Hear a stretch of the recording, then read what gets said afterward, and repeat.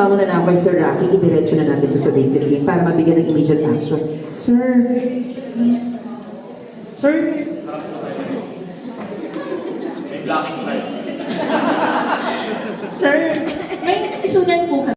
Tuwing may, yan po siya. Tuwing klase po, pitik po siya ng pitik sa mga classmates niya. Sa tenga po, ayaw po talaga niya tumigil. Kahit itigil ko na siya, kahit sinaway ko na siya. Yun po, sir. Ano po bang gagawin?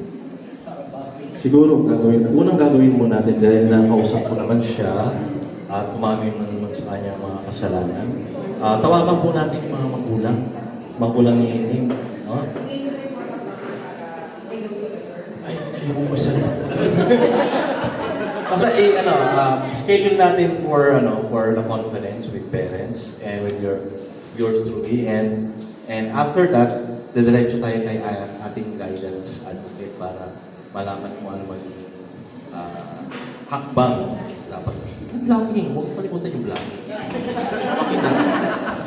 So, schedule natin. Siguro pwede tayong tomorrow. Kontakin natin yung magulang para mapunta siya rin. Rocky po na. Ayan. Sige po. Yun po ang gagawin po natin. So, kinabukasan. Sir Rocky, napatawag po yung magulang yung for conference natin. Ayan, sige.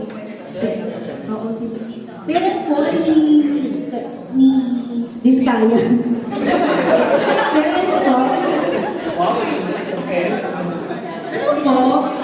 Saan po kayo guidance office dito? Wait lang po, bakit po na kayo? Nasa abroad po kasi yung asawa ko, kaya sinama ko lang po yung tita niya na lawyer, tsaka yung tita niya na konsehala. Hello po, good morning po. Pasensya na po kayo, hindi ko po kayo maaaring papasukin. Si parents lang po talaga, kung magpupumilit po kayo, hindi po natin tutuloy ang hearing. Pasensya na po, pero tayo na lang po. Sir, pahawak muna ng bata.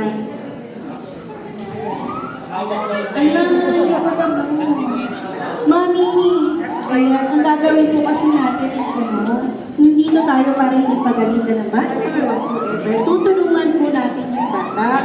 Mag-a-undergo po siya ng counseling na kung saan pwedeng may saayos. So, hindi niya na maulit ang mga gagawin niya. Tatawagan ko po kayo